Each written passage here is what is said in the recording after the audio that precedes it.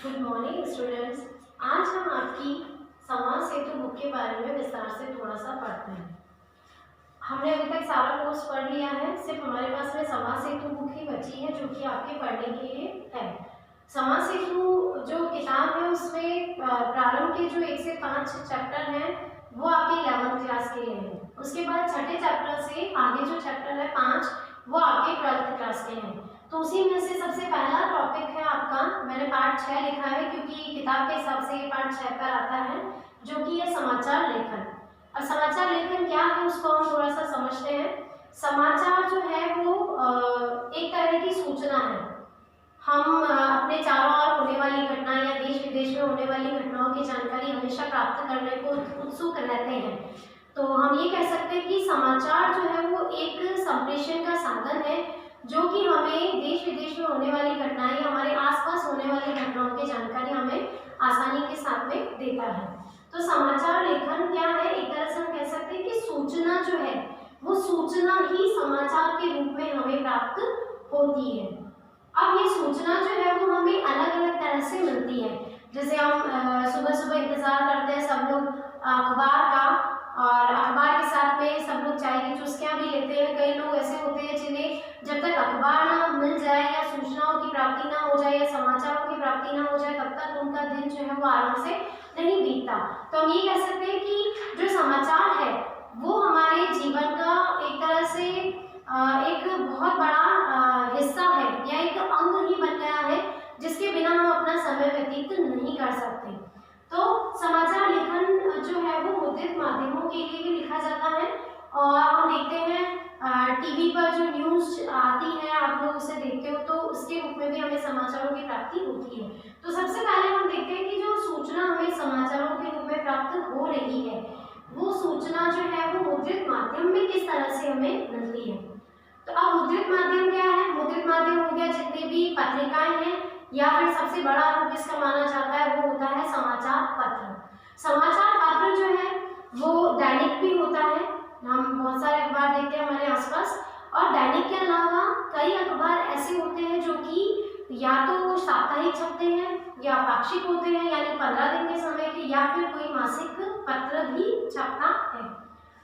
तो मुद्रित में हम ये देख सकते हैं कि किस प्रकार से समाचार लेखन दिया जाता है। तो सबसे पहले होता है 6 क। ये समाचार लेखन के लिए बहुत ज्यादा इंपॉर्टेंट होते हैं, बहुत ज्यादा महत्वपूर्ण होते हैं। ये 6 कार क्या है?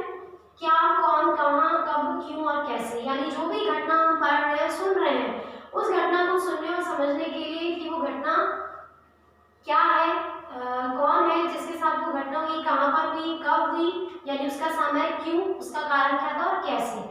ये सारी चीजें हमें 6 प्रकार के रूप में मिलती है। उसके बाद आता है इंट्रो। इंट्रो का अर्थ होता है प्रारंभ, प्रारंभ यानी मुखड़ा। आप जब भी कोई समाचार पढ़ते हैं तो उसका जो प्रारंभिक रूप है वो आपका इंट्रोडक्शन का होता है, उसी के अंतर्गत आपको ये 6 प्रकार मिल जाते हैं। उसके बाद उसकी बॉडी यानी और ज्यादा विस्तृत रूप में आपको वो समाचार पढ़ने को मिलता है, या फिर उसके बाद समापन आता है। और समाचार जो है वो लिखा जाता है उल्टा पिरामिड शैली में। जैसे हम देखते हैं कि पिरामिड जो होता है वो किस तरह से बनता है। पिरामिड बनता है, आप देखते हैं ट्रायंगल शेप जो होती है जिसमें उसका शंकु ऊपर की तरफ होता है, लेकिन उल्टा पिरामिड शैली जो होती है यानी शंकु जो है वो नीचे बन रहा है, यानी उसका जो तीखा हिस्सा होता है वो नीचे बनता है। इसका मतलब है कि आपको प्रारंभ में ही बहुत सारी विस्तृत जानकारी समाचार के लिए मिल जाती है, और नीचे जाते जाते यानी समापन तक वो बहुत ही शॉर्ट में हो जाती है। ठीक है। उसके बाद हम बात करते हैं कि जैसे इंट्रो, बॉडी और समापन। इंट्रो के अंदर हमने प्रारंभिक स्थिति देख ली जिसमें पूरी डिटेल मिल गई आपको, उसके बाद बॉडी आ गई, और फिर समापन यानी उसकी समाप्ति आपने बहुत ही संक्षिप्त रूप में कर दी। इसके बाद आता है स्टोरी, कॉलम और न्यूज। स्टोरी क्या होती है?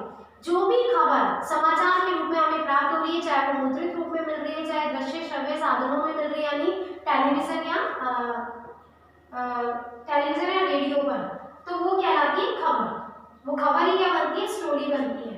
फिर आते हैं कॉलम्स। आपने देखा होगा समाचार पत्र में अलग अलग कॉलम्स बने होते हैं, ऐसे लंबे लंबे कॉलम्स के अंदर न्यूज बनती है। तो जो बहुत ज्यादा महत्वपूर्ण समाचार होते हैं उनके 3 से 4 कॉलम बनाए जाते हैं, और कोई छोटी खबर होती है तो उसका एक ही कॉलम बनाया जाता है। फिर आती है न्यूज। तो न्यूज क्या है? न्यूज़ दो तरह की है, हार्ड और सॉफ्ट। जो हार्ड न्यूज़ होती है वो ऐसी न्यूज़ होती है जो हम डेली न्यूज़पेपर में देखते हैं, यानी रोज के आसपास की जो घटनाएं हैं वो जो छपी जाती है वो होती है हार्ड न्यूज़। और सॉफ्ट न्यूज़ होती है जो कि साप्ताहिक, पाक्षिक या फिर मासिक अखबार में बहुत कम छापी जाती है। फिर बात करते हैं इलेक्ट्रॉनिक माध्यमों के लेखन की। इलेक्ट्रॉनिक माध्यमों में हमारे पास में दो चीजें, एक रेडियो है और एक टेलीविजन है। रेडियो जो है वो मात्र श्रव्य साधन के रूप में आता है, यानी रेडियो पर जो न्यूज आती है वो हमें सुनाई देती है, यानी जो समाचार पत्रों में न्यूज छपी जाती है बिल्कुल उसी तरीके से रेडियो पर भी न्यूज विस्तृत रूप से सुनाई जाती है। इसके बाद टेलीविजन, जिसमें आप देखते हो न्यूज चैनल्स बहुत सारे हैं जिनके ऊपर आपको दृश्य श्रव्य दोनों साधनों के रूप में समाचार वक्ता जो होता है वो सुनाता है। साथ में आपको कुछ बाइट्स इस तरह के दिखाए जाते हैं जहाँ पर घटना स्थल तक भी आपको चित्र दिखाए जाते हैं या लाइव टेलीकास्ट दिखाया जाता है। फिर बात करते हैं फिल्म पटकथा की, यानी बहुत सारी चीजें ऐसी होती हैं जो कि इस तरह से लिखी जाती है जिन पर फिल्में भी बनती हैं। तो फिल्मों में स्क्रीन प्ले जो होता है उससे पहले कोई स्टोरी या कोई कहानी होती है, और जब कहानी बन जाती है उसके बाद उसके संवाद या डायलॉग लिखे जाते हैं, यानी जो भी आपका कैरेक्टर है, जो भी उस समय उस रोल को प्ले कर रहा है, वो संवाद और डायलॉग बोलता है, तो वो डायलॉग लिखे जाते हैं। तो जो फिल्मी पटकथा है वो लिखने के लिए किसी भी व्यक्ति को अपनी उस भाषा का, जिस भाषा में वो लिख रहा है उसका बहुत ज़्यादा ज्ञान होना जरूरी है। फिर बात करते हैं इंटरनेट और इंटरनेट पत्रिका की, पत्रकारिता की। इसके अंतर्गत आप कह सकते हो कि इंटरनेट जो है हमारे पास सबसे अच्छा साधन है आज की तारीख में सूचनाओं को आदान प्रदान करने का। हम जब चाहें इंटरनेट की सुविधा से जानकारी प्राप्त करते हैं देश विदेश में होने वाली किसी भी घटना के बारे में उसी समय। तो सबसे सस्ती और गतिशील संचार प्रणाली के रूप में हम इंटरनेट को जान सकते हैं। इंटरनेट पे विभिन्न विषयों की साइट्स होती हैं, अलग अलग साइट्स और एड्रेस होते हैं जिस पर हमें ये सारी खबरें या जानकारी या सूचनाएं प्राप्त होती हैं। और इंटरनेट जो है या इंटरनेट पत्रकारिता जो है उसे हम ऑनलाइन पत्रकारिता, साइबर पत्रकारिता या वेब पत्रकारिता भी कह सकते हैं। तो अभी मैंने आपको समाचार लेखन होता क्या है, किस तरह से लिखा जाता है, उसका बहुत ही संक्षिप्त वर्णन बताया है। अब हम इसको और विस्तार से पढ़ते हैं। स्टूडेंट्स, अब हम शुरू करते हैं पाठ 6 समाचार लेखन को विस्तार से पढ़ना। सबसे पहले हम इसका उद्देश्य देखते हैं। समाचार हमारे दैनिक जीवन का महत्वपूर्ण अंग है। हमारे आसपास और देश दुनिया में घटने वाली हर छोटी बड़ी घटना की सूचना प्राप्त करने की उत्सुकता हमारे मन में बनी रहती है। मैंने आपको जब इसका इंट्रोडक्शन पढ़ाया तब भी आपको ये चीज़ बताई थी कि समाचार होता क्या है। समाचार लेखन बहुत ही जिम्मेदारी का कार्य है। इस पाठ में हम समाचार लेखन के बारे में तथा उससे जुड़ी विभिन्न बातों का अध्ययन करेंगे। यानी ये जो पूरा पाठ है समाचार लेखन, उसमें हम ये देखेंगे कि समाचार लेखन से जुड़ी हुई कौन कौन सी बातें होती हैं जिनके बारे में ध्यान रखकर समाचार लिखा जाता है। अखबारों, टीवी तथा रेडियो के लिए समाचार लेखन और प्रस्तुतिकरण का कार्य अलग अलग प्रकार से होता है। यानी जो अखबार में हम न्यूज़ पढ़ते हैं, टीवी पर जो हम देखते हैं और रेडियो में जो समाचार सुनते हैं, इन सब में प्रस्तुतिकरण का कार्य जो होता है वो अलग अलग तरीके से किया जाता है। इस पाठ में न्यू मीडिया, जिसमें इंटरनेट के लिए लेखन तथा फिल्म माध्यम की भी जानकारी प्राप्त करेंगे। अब हम शुरू करते हैं हमारे पाठ को। आज का युग संचार और सूचनाओं का डिजिटल दौर है, जिसमें एक सूचना या समाचार एक स्थान से दूसरे स्थान पर त्वरित गति से पहुंच जाता है। आज का युग हम देख रहे हैं कि इंटरनेट वगैरह की वजह से बहुत ज़्यादा तुरंत ही हमको बहुत सारे समाचार और बहुत सारी चीज़ें प्राप्त हो जाती हैं। तो आज के युग को इन्होंने डिजिटल युग कहा है। और सूचना और समाचारों में भिन्नता होती है, यानी सूचना अलग चीज़ है और समाचार अलग चीज़ है। हम ये कह सकते हैं कि किसी भी सूचना को बहुत अच्छे ढंग से अगर हम देखते हैं तो अखबारों में समाचार के रूप में वो सूचना हमें दिखाई देती है। सूचना प्रारंभिक तथा अपुष्ट भी हो सकती है, लेकिन समाचार परिपक्व और पुष्ट होता है। यानी जो सूचना होती है वो आधी अधूरी भी हमें प्राप्त हो सकती है, लेकिन जो समाचार है उसमें पूरे तथ्य होते हैं, पूरी सच्चाई होती है और बहुत ही अच्छे तरीके से उसे प्रस्तुत किया जाता है। आज से 1.5-2 दशक पहले के दौर को याद करें तो हमारे पास समाचारों की प्राप्ति के लिए मात्र अखबार और रेडियो ही थे। यानी ये दो ही माध्यम ऐसे थे जिनसे हमें किसी भी सूचना को समाचार के रूप में पढ़ने या सुनने को मिलता था, वो थे अखबार और रेडियो। टेलीविज़न का प्रचार बहुत सीमित था। आज इंटरनेट तथा सोशल मीडिया ने सूचनाओं का प्रसार तेज़ी से किया। सूचना को समाचार में बदलने के लिए पहले हमें समाचार लेखन को समझना होगा कि किस तरीके से सूचना समाचार बनती है। अब हम बात करते हैं आगे कि और ये समाचार के बारे में हमें क्या जानकारी दे रहे हैं। मोटे तौर पर देखा जाए तो संचार माध्यमों के 3 रूप हैं, ठीक है। पहला है मुद्रित माध्यम, जिसे हम प्रिंट मीडिया कहते हैं और इसके अंदर से अखबार और पत्र पत्रिकाएं पढ़ते हैं। दूसरा है इलेक्ट्रॉनिक मीडिया, जिसमें हम टेलीविज़न और रेडियो को देखते हैं। और तीसरा माध्यम है जो कि न्यू मीडिया के नाम से जाना जाता है। और आप जान सकते हैं कि न्यू मीडिया के नाम से कौन सी चीज़ हमें दिखाई देगी चारों ओर, वो है इंटरनेट। इन तीनों माध्यमों के लिए समाचार कैसे लिखे जाएं, इसी का अभ्यास हम इस अध्याय में कर रहे हैं। सबसे पहले हम देखते हैं मुद्रित माध्यमों के लिए लेखन। समाचार के 6 प्रकार मैंने आपको इंट्रो पढ़ाया था, उसमें बताया था। प्राय समाचार लिखने से पूर्व मुख्य रूप से 6 सवालों, और वो 6 सवाल क्या है? क्या, कौन, कहाँ, कब, क्यों और कैसे, इन सब का उत्तर हमें मिलना चाहिए। यानी पाठक जो है उसको इन सब का उत्तर मिलना चाहिए और इन्हीं का उत्तर देने की कोशिश की जाती है समाचार के रूप में। इनको समाचार के 6 प्रकार कहा जाता है।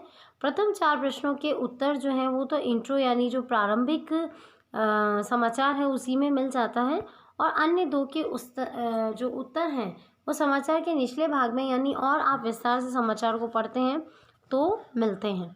समाचार की शुरुआत जिन पंक्तियों से होती है उसे खबर का इंट्रो कहा जाता है। इसमें 6 प्रकारों की जानकारी एक साथ दी जाती है। इससे पाठक को खबर की प्रारंभिक पंक्तियों में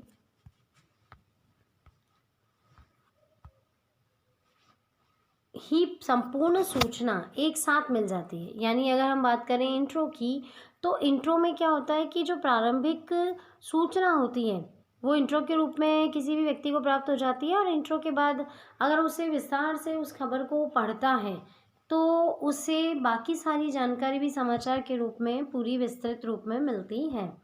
और हम ये कहें कि समाचार के अंदर इसीलिए जो खबर है वो इंट्रो जो है उसका वो ज़्यादा प्रभावशाली होना चाहिए। अब हम बात करते हैं उल्टा पिरामिड शैली की। ये उल्टा पिरामिड शैली होती क्या है? उल्टा पिरामिड शैली में आपको मैंने बताया था कि जो अखबार होता है, जो न्यूज़ होती है, समाचार होता है, उसे हमेशा उल्टा पिरामिड शैली में लिखा जाता है।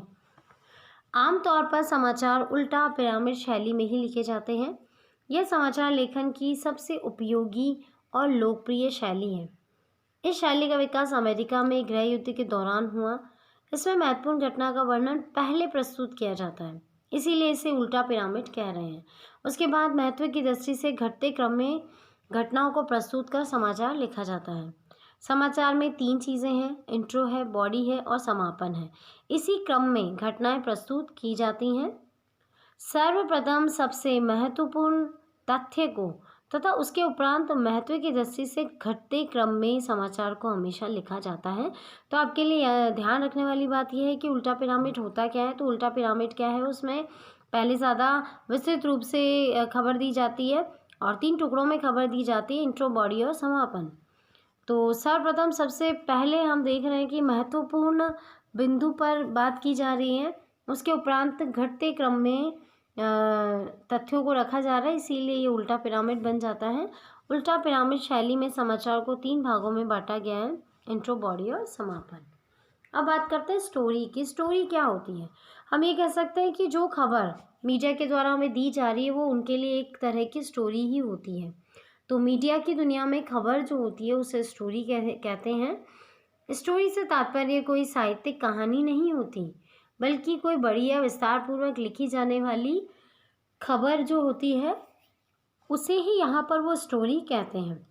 यदि आपने कभी साप्ताहिक समाचार पत्रिकाएं पढ़ी हों तो आपने देखा होगा कि उसमें समाचार कथा शब्द का इस्तेमाल किया जाता है। पहले पेज पर छपने वाली जो खबर होती है उसे हम कवर स्टोरी के नाम से जानते हैं, क्योंकि जो पहला पेज होता है उसके ऊपर सबसे ज़्यादा महत्वपूर्ण खबरें छापी जाती हैं।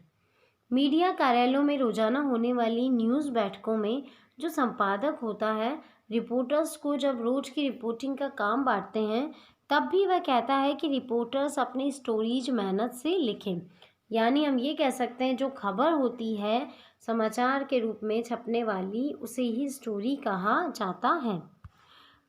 अब अगला बिंदु आता है हमारे पास में कॉलम में बटी खबरें, कि जो कॉलम है वो किस तरीके से बनाए जाते हैं समाचार पत्र में, और किस खबर को महत्वपूर्ण मानकर उसके कॉलम बढ़ाए या घटाए जाते हैं। आमतौर पर एक अखबार में 8 कॉलम होते हैं। कॉलम आप समझ गए, अलग अलग कॉलम्स बने हुए होते हैं उसके अंदर, उसी के अनुसार समाचारों की साज सज्जा होती है। यदि कम महत्व की छोटी खबर है तो उसे सिंगल कॉलम में यानी एक ही कॉलम में कर दिया जाता है। ऐसी छोटी खबरें स्टोरी नहीं कहलाती। इसी तरह यदि कोई बड़ी खबर आती है जो 4 या उससे अधिक कॉलम में प्रकाशन के लिए तय होती है, जिसके साथ एकाधिक फोटो भी लगाया जाता है, तो वो खबर जो होती है वो बड़ी स्टोरी बन जाती है। अब बात करते हैं हार्ड न्यूज़ और सॉफ्ट न्यूज़ की। हार्ड न्यूज़ क्या है, सॉफ्ट न्यूज़ क्या है। मुद्रित जो माध्यम है यानी दैनिक समाचार पत्र जो आता है, जिसे हम अखबार कह रहे हैं, वो अलग अलग तरह से छपता है। साप्ताहिक भी हो सकता है यानी एक हफ्ते के लिए, उसमें 7 दिनों की खबर आती है। पाक्षिक यानी 15 दिन के समय का, और मासिक अखबार भी हो सकता है या कोई पत्रिका भी हो सकती है। आमतौर पर रोजाना के घटनाक्रम, अखबार से जुड़ी या दुर्घटनाओं के समाचार जितने भी होते हैं, वो सारी चीज़ें हार्ड न्यूज़ की श्रेणी में ही आते हैं। वही मानवीय रुचि से जुड़ी खबरें, संवेदनाओं को स्पर्श करते जो समाचार होते हैं, वो सॉफ्ट न्यूज़ कहलाती है। साप्ताहिक और मासिक पत्रिकाओं में आमतौर पर हार्ड न्यूज़ नहीं होती, बल्कि महीने भर की बड़ी स्टोरी का विश्लेषण किया जाता है, क्योंकि उसे 15 दिन या महीने भर के समय में छापा जाता है, तो उसके लिए एक बड़ी स्टोरी तैयार हो जाती है। विश्लेषणात्मक समाचार अनुभवी पत्रकार या संपादक लिखते हैं। अब हम देखते हैं कि इलेक्ट्रॉनिक, ये हमने बात की कि किस तरीके से समाचार पत्र में या अखबार में न्यूज़ छापी जाती है, उसके लिए कौन कौन सी चीज़ें, कौन कौन से शब्द काम में लिए जाते हैं और क्या क्या चीज़ें ध्यान रखने वाली होती हैं। अब बात करते हैं इलेक्ट्रॉनिक माध्यमों के लिए। इलेक्ट्रॉनिक माध्यमों के लिए हमने देखा कि रेडियो, टीवी, इन दो के अंतर्गत ही हम इलेक्ट्रॉनिक माध्यमों को शामिल करते हैं। तो इलेक्ट्रॉनिक मीडिया का नाम आते ही हमारे मस्तिष्क में रेडियो, टीवी, केबल और फिल्म जैसी छवियाँ उभरती हैं। जिस तरह मुद्रित माध्यमों से हम कागज़ के ज़रिए समाचार प्राप्त करते हैं, उसी प्रकार इस माध्यम में बिजली के साथ ही रेडियो, टेलीविज़न सेट की आवश्यकता पड़ती है। इसको दृश्य माध्यम या श्रव्य माध्यम कहते हैं। दृश्य श्रव्य माध्यम के अंतर्गत हम टीवी को शामिल करते हैं। रेडियो जो होता है वो श्रव्य माध्यम होता है, जबकि टीवी और फिल्म जो होते हैं वो श्रव्य दृश्य माध्यम होते हैं। अब बच्चों, इसमें आपको थोड़ा सा साफ नज़र नहीं आ रहा होगा, क्योंकि मेरे पास ये बुक उपलब्ध नहीं हो पाई है और ये मैंने कहीं से पीडीएफ बनाई है, तो आपको थोड़ी सी तकलीफ़ तो हो रही होगी देखने में, लेकिन आप सुनकर थोड़ा सा आप इसको सामंजस्य बनाएं इसके साथ में, ठीक है। आगे देखते हैं हम। जीवन के हर क्षेत्र में इलेक्ट्रॉनिक मीडिया का महत्वपूर्ण योगदान है। यह मनोरंजन से लेकर सूचना तक हर क्षेत्र में अपनी महत्वपूर्ण भूमिका निभाता है। इलेक्ट्रॉनिक मीडिया यानी टीवी और रेडियो। प्राचीन युग में लेखन की प्रथा नहीं थी। विचारक, चिंतक, लेखक बोलकर क्या कहा करते थे, अपनी सारी बातें दूसरों तक पहुंचाया करते थे। स्वर, आवाज़, शब्द मात्र शक्ति से जीवित हो जाते थे।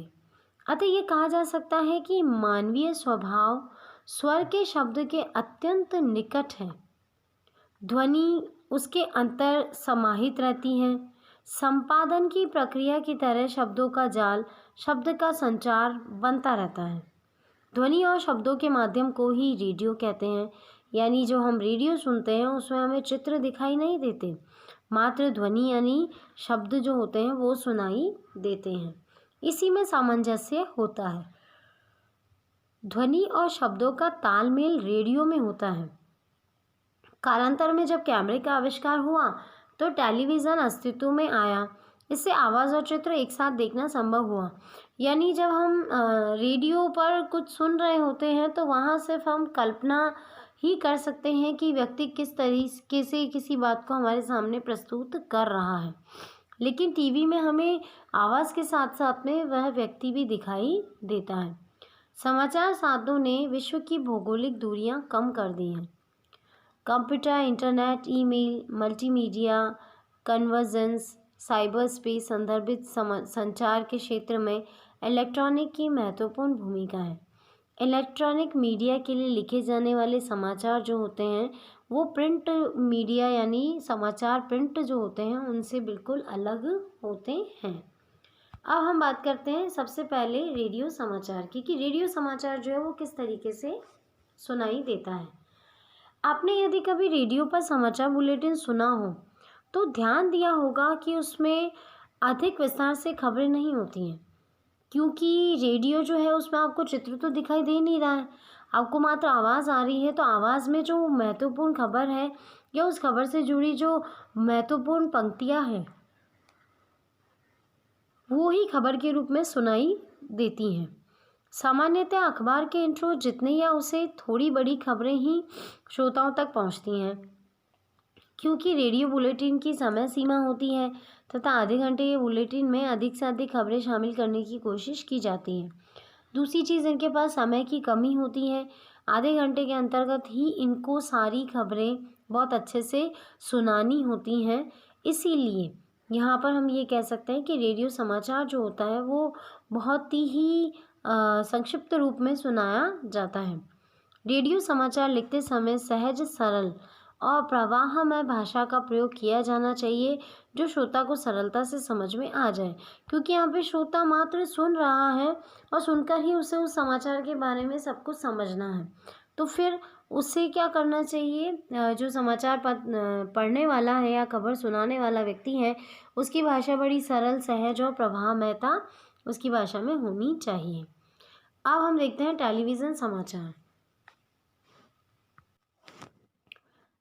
टेलीविज़न, जिसे हम आम भाषा में टीवी भी कहते हैं, आप इस चित्र में देख रहे हैं कि किस तरीके से टीवी के लिए समाचार लेखन की व्यवस्था की जा रही है।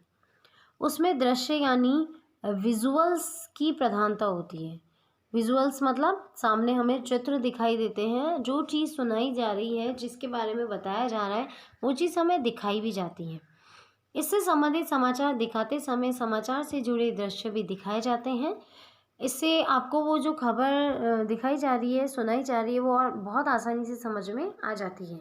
इसी से खबरें प्रभावी और दर्शकों के लिए उपयोगी भी होती हैं।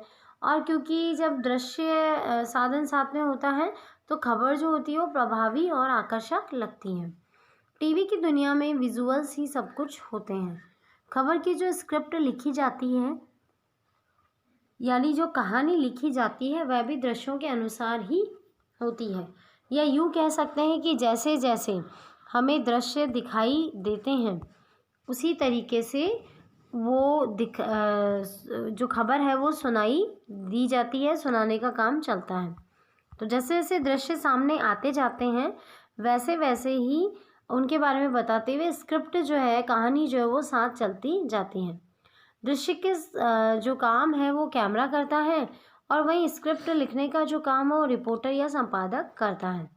यह स्क्रिप्ट ही क्या बनती है, खबर के रूप में हमारे समक्ष आती है। अब बात करते हैं बाइट्स पर टिके समाचार। आपने देखा होगा, पहले हम समझते हैं कि बाइट्स क्या हैं।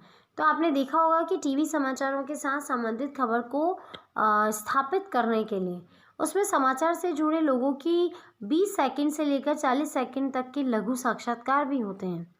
जैसे आप देखते हैं कि कोई रिपोर्टर है कहीं न्यूज़ दिखा रहा है, सुना रहा है, तो वो क्या करता है वहाँ के प्रेजेंट लोगों से या जो उपस्थित हैं लोग बाग आसपास, उनसे वो 2 मिनट के लिए वहाँ पे माइक लगाकर उनसे बातचीत करता है कि आप अपने इस बारे में क्या कहना चाहते हैं, आपने क्या महसूस किया। इस तरह की जो चीज़ें होती है जो कि बहुत ही जो कम समय के लिए होती है, बहुत ही शॉर्ट पीरियड के लिए होती है, वो होती है 20 सेकंड से 40 सेकंड के लगभग की जो लघु साक्षात्कार होते हैं, जो उस खबर के बारे में कुछ बता रहे होते हैं, जो बड़ी खबर या स्क्रिप्ट सुनाई जा रही है। तो ये लघु साक्षात्कार जो होता है ना, वही क्या कहलाता है, बाइट कहलाता है। खबर के स्थापित करने में बाइट का जो है वो प्रमुख स्थान है। यानी टीवी के ऊपर अगर हमें दिखाई जा रही है कोई भी न्यूज़, तो उस न्यूज़ में बीच बीच में उस न्यूज़ से संबंधित आसपास जो लोग हैं उनके छोटे छोटे साक्षात्कार भी उनके साथ में दिखाए जाते हैं। यदि समाचार है कि अगले 24 घंटे में भारी बरसात होने वाली है, तो यह समाचार अखबार में तो मौसम विभाग के निदेशक के नाम या हवाले से छापा जाएगा। लेकिन टीवी में मौसम विभाग के निदेशक या उस विभाग के संबंधित अधिकारी की बाइट होना बहुत ज़रूरी है। यानी वो समाचार दिखा तो रहे हमें और सुना भी रहे, सारी डिटेल बता दी, मौसम विभाग की जानकारी सुना दी, लेकिन वो क्या करते हैं उसमें उस मौसम विभाग के व्यक्ति के द्वारा ही उसका वीडियो ही हमें दिखा देते हैं। उस व्यक्ति को ही वहाँ पर दिखाना होता है कि किस तरीके से मौसम जो है वो बदलने वाला है या क्या बदलाव आने वाले हैं। तो मौसम विभाग का जो निदेशक होता है उसे ही विभाग के अधिकारी को जानकारी टीवी के माध्यम से देते हुए दिखाया जाता है, जिसे हम लाइव टेलीकास्ट भी कह सकते हैं। बिना बाइट के समाचार एंकर विजुअल फॉर्मेट के समाचार कहे जाते हैं। बड़े समाचार पैकेज फॉर्मेट में ही चलाए जाते हैं। अब हम देखते हैं कि टीवी समाचार जो है उसके गुण क्या क्या हैं, उसमें क्या क्या गुण होते हैं, क्या क्या बातें जो हैं वो ज़रूरी होती हैं। टीवी समाचार तथ्यों पर आधारित होने चाहिए। सबसे बड़ी चीज़ कि जो विशेषताएं हैं क्या क्या है, पहला है जो टीवी समाचार हो तथ्यों पर यानी फैक्ट पर, सत्य बात पर आधारित होना चाहिए। उसमें झूठ या कल्पना नहीं होनी चाहिए। इनमें स्पष्टता भी होनी बहुत ज़रूरी है, अन्यथा जो दर्शक होता है ना वो आधी अधूरी बात सुनकर भ्रमित हो सकता है, उसे समाचार गलत भी मिल सकता है या वो समझ भी गलत सकता है। टीवी समाचार में संक्षिप्तता आवश्यक है, साथ ही भाषा का प्रवाह तथा ऑडियो विजुअल में साम्य होना भी आवश्यक है। यानी जो न्यूज़ दिखाई जा रही है उसी से संबंधित भाषा या शब्द सुनाई देने चाहिए। तो ऑडियो और वीडियो दोनों जो है उन दोनों में साम्यता होनी चाहिए, समानता होनी चाहिए। टीवी समाचार या स्क्रिप्ट लेखक को दर्शकों के दोहराव से बचना चाहिए। यानी दर्शक जो है वो बार बार तथ्यों के दोहराव से, लेखक जो है उसे तथ्यों के दोहराव से बचना चाहिए, बार बार वो एक ही चीज़ को रिपीट ना करें। टीवी में विशेष विषयों पर केंद्रित विशेष बुलेटिन भी तैयार किए जाते हैं, जैसे क्राइम से जुड़ी हुई खबरों के लिए क्राइम बुलेटिन होता है, खेल की खबरों के लिए स्पोर्ट्स बुलेटिन होता है, या फिर चुनाव के कवरेज को दिखाने के लिए विशेष चुनाव बुलेटिन तैयार किए जाते हैं। अब हम आज इस पाठ को इतना ही पढ़ेंगे। आगे हमारा नया टॉपिक स्टार्ट हो रहा है फिल्म पटकथा, तो इसको हम अगले वीडियो में पढ़ेंगे। आज हमने पहले तो छोटा सा इंट्रोडक्शन सीखा है, उसके बाद में हमने ये देखा है कि अखबार यानी प्रिंट मीडिया किस तरीके से काम करता है, और उसके बाद में किस तरीके से इलेक्ट्रॉनिक मीडिया काम करता है, जिसमें हमने रेडियो और टीवी जो है उसके बारे में पूरी जानकारी प्राप्त की। और टीवी जो है उसमें क्या क्या चीज़ों को ध्यान रखकर न्यूज़ बनाई जाती है, दिखाई जाती है, उसके बारे में भी बात की। अब आती है फिल्म पटकथा, जिसे हम अगले वीडियो में पढ़ेंगे।